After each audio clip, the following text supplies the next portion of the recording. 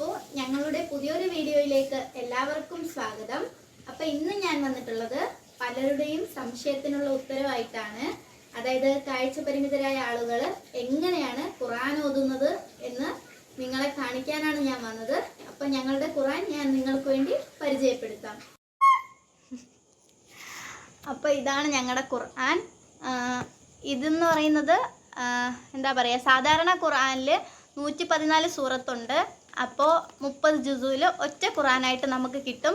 പക്ഷേ ഞങ്ങൾ ഓതുന്ന ഖുർആൻ എന്ന് പറയുന്നത് ഞങ്ങൾക്ക് സാധാരണ പേപ്പറിൽ അച്ചടിക്കാൻ പറ്റാത്തത് കൊണ്ട് ഞങ്ങൾക്ക് കട്ടിയുള്ള പേപ്പറിലാണ് അച്ചടിക്കുന്നത്.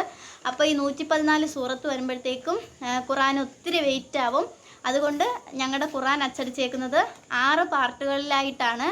ഓരോ പാർട്ടിലും 5 ജുസു വീതമാണ് എന്താ പറയുക തയ്യാറാക്കിയിട്ടുള്ളത്.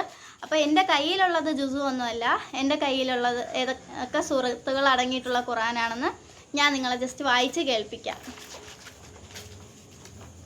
അപ്പോൾ ഞങ്ങൾ ഓതുന്നത് എങ്ങനെയാണെന്ന് വെച്ചാൽ സാധാരണ ആളുകൾ നോക്കി ഓതും. പക്ഷെ ഞങ്ങൾ എന്താ പറയുക കൈകൊണ്ട് തൊട്ട് നോക്കി മനസ്സിലാക്കും. ഇതിനുള്ള പ്രാഥമിക വിദ്യാഭ്യാസം ഞങ്ങൾക്ക് ഞങ്ങളുടെ മദ്രസ, അതായത് അസ്വബാഹ് സൊസൈറ്റി ഫോർ ദി ബ്ലൈൻഡ് നമുക്ക് പ്രൊവൈഡ് ചെയ്യുന്നുണ്ട്. അങ്ങനെയാണ് ഞങ്ങൾ പഠിച്ചത്.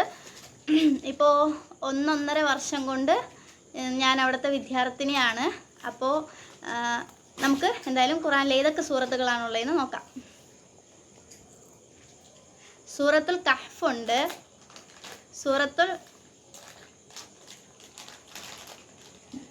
സജദയുണ്ട്, സൂറത്തുൽ റഹ്മാനുണ്ട്, സൂറത്തുൽ വാഖിയ ഉണ്ട്, സൂറത്തുൽ മുൽക്കുണ്ട്, സൂറത്തുൽ യാസീനും ഉണ്ട്. അപ്പം ഞാൻ നിങ്ങൾക്ക് യാസീൻ്റെ കുറച്ച് പോർഷൻസ് ഓതി കേൾപ്പിച്ച് തരാം.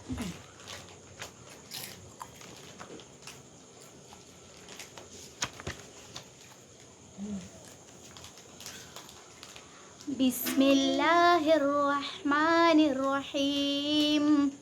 യാസീൻ വൽ ഖുർആനിൽ ഹകീം. ഇന്നക ലമിനൽ മുർസലീൻ അലാ സിറാത്തിൻ മുസ്തഖീം.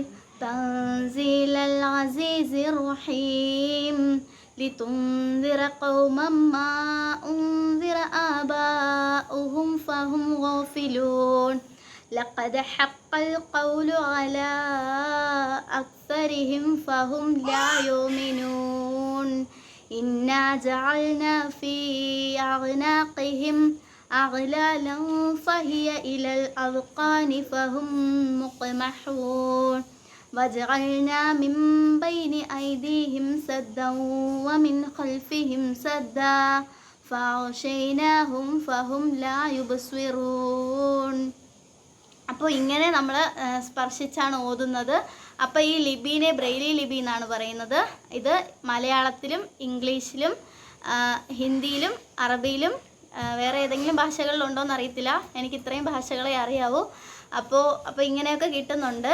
അപ്പോൾ നമ്മൾ കുട്ടിക്കാലത്ത് സ്കൂളിൽ പുസ്തകം വായിക്കുന്നത് ഇതേ ലിപിയിൽ തന്നെയാണ്. അതായത് 1 മുതൽ 7 വരെ ഞങ്ങൾ ഉപയോഗിക്കുന്നത് ഈ ബ്രെയിലി ലിപി തന്നെയാണ്. 8 മുതൽ 10 വരെയും ചെറിയ തോതിലൊക്കെ നമ്മൾ ഈ ലിപി ഉപയോഗിച്ച് തന്നെയാണ് പഠിക്കുന്നത്. അത് കഴിഞ്ഞാണ് നമ്മൾ ഫുള്ളും ഓഡിയോയിലോട്ട് മാറുന്നത്. പിന്നെന്ന് വെച്ചാൽ ഇതിൻ്റെ ഒരു പ്രത്യേകത എന്ന് പറയുമ്പോൾ നമുക്ക് ഏത് ഇരുട്ടത്ത് വെച്ചും ഞങ്ങൾക്ക് എഴുതുകയും വായിക്കുകയും ഒക്കെ ചെയ്യാം. അപ്പോൾ എന്താ പറയുക, ഈ വീഡിയോ എല്ലാവരിലേക്കും ഷെയർ ചെയ്യുക. ഇഷ്ടമായാൽ ലൈക്ക് ചെയ്യുക, ചാനൽ സബ്സ്ക്രൈബ് ചെയ്യുക. അടുത്തൊരു വീഡിയോയിലേക്ക് കാണുന്നിടം വരേക്കും ടാറ്റാ.